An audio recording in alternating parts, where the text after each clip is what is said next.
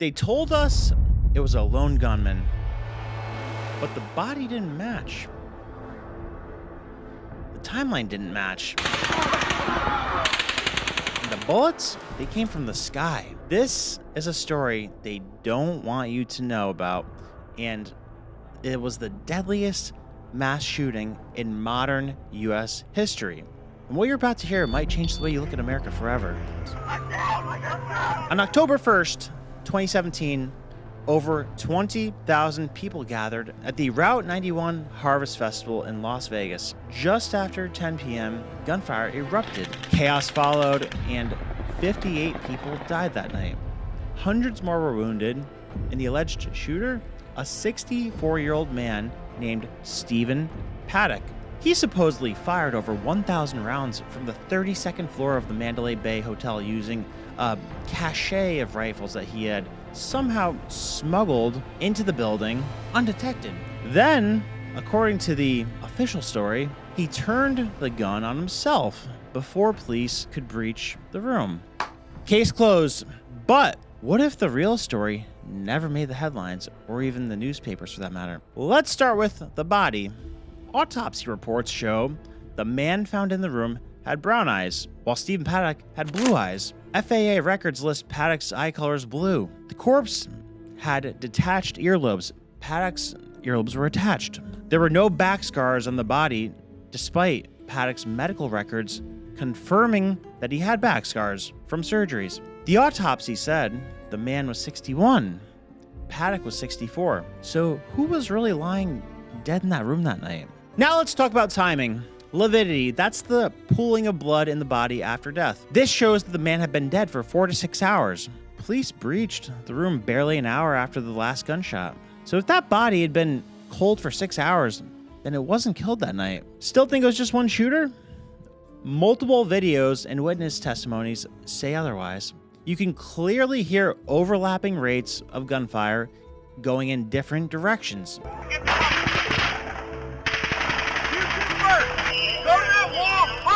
Ballistics experts confirmed this isn't an echo.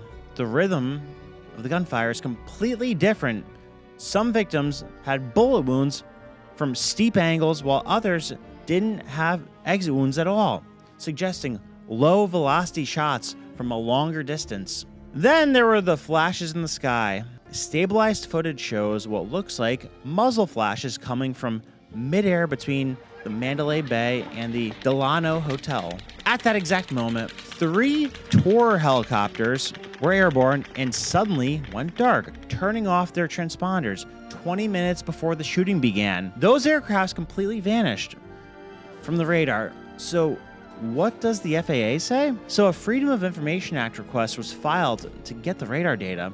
The FAA replied with a letter signed by a man named Michael Artist. And it said, quote, "A search warrant was conducted and nothing was found. FAA only tracks aircraft in radar environments." Here's the kicker. Michael Artist was also the guy tracking Flight 93 on 9/11. Like, are you kidding me? So even after all that pressure, the FAA only released radar logs that mysteriously skipped over the 15-minute window when the shooting happened. They later admitted that they had been in contact with the helicopters that went dark. That means they knew where those aircraft were. But if helicopters were involved, why would the FBI cover it up? Well, the FBI agent in charge of the investigation wasn't just any agent. He was the former liaison between the FBI and the CIA. And he just so happened to be married to John Podesta's daughter. Coincidence? Meanwhile, survivors say the FBI confiscated their iPhones and returned them completely wiped of any of the pictures and videos they had on there. One woman posted a viral warning on social media saying, quote, "You're all going to die tonight." And then she mysteriously died days later.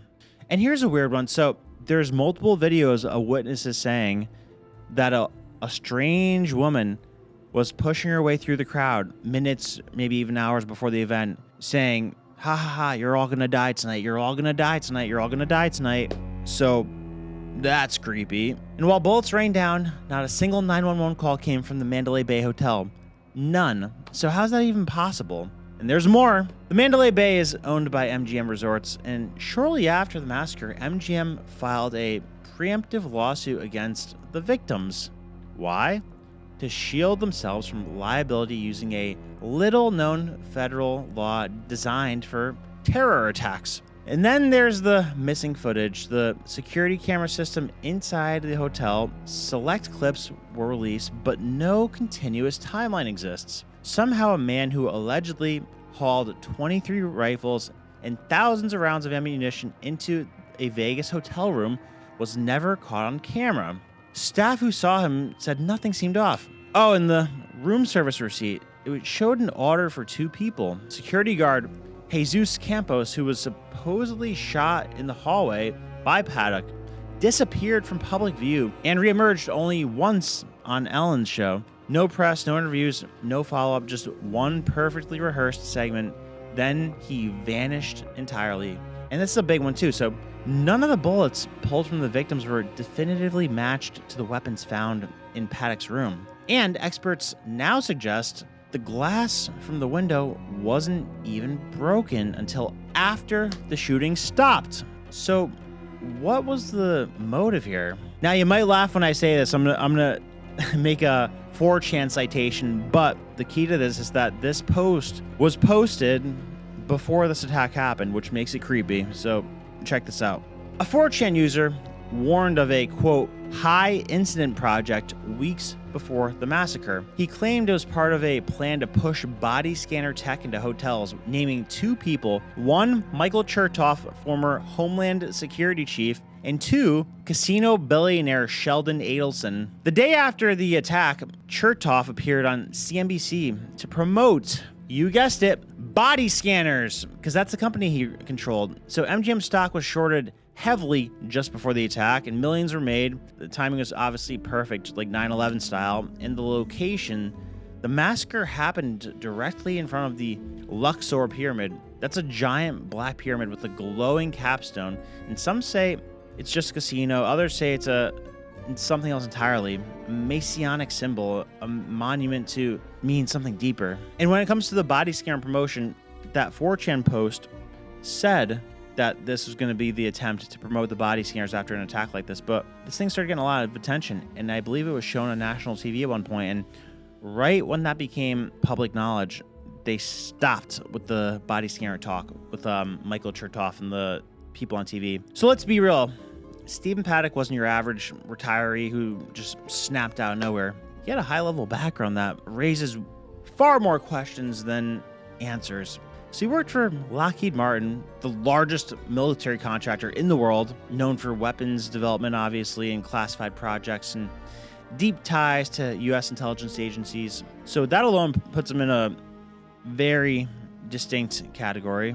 He also owned multiple planes and had a private pilot's license, which isn't cheap or common. And according to the FAA, he was even certified to fly instrument only, which takes serious training. And it gets deeper. He was registered as a federal contractor. So think about that. The man supposedly responsible for the worst shooting in modern U.S. history had clearance level access to government projects at some point in his life. And here's the kicker. For a guy who moved millions of dollars through casinos, bought airplanes, owned multiple homes, his criminal and mental health records were completely spotless. No red flags, no history of psych evaluations, no violent behavior, not even a parking ticket that anyone can find. It's like it was scrubbed.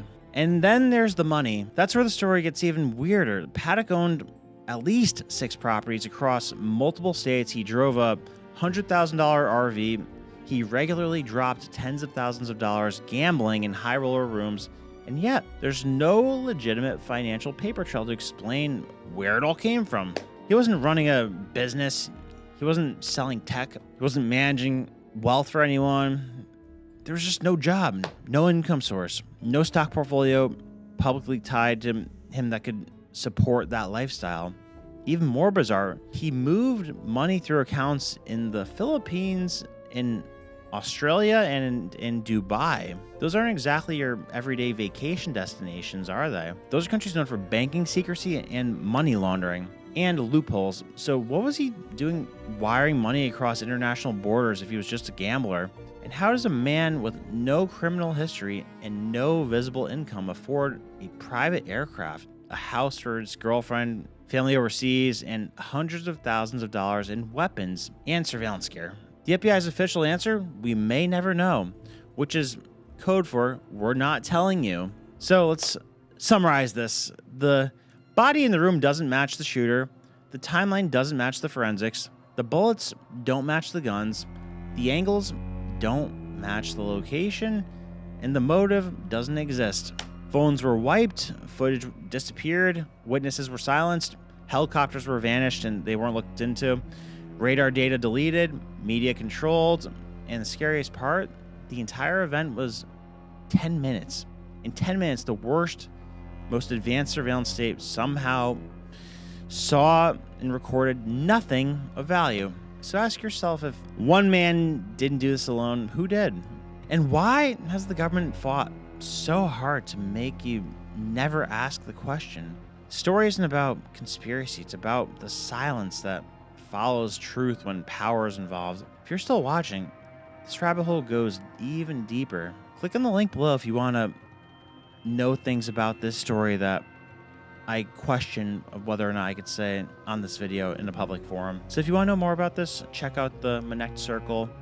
And if you want to see more videos like this, I'd say the most similar video to this is how George H.W. Bush and Bill Clinton were, I guess, in one way or another, you could say figuratively, the biggest drug distributors in America for a point in time, along with the CIA, obviously. But the real cocaine cowboys, check that video out.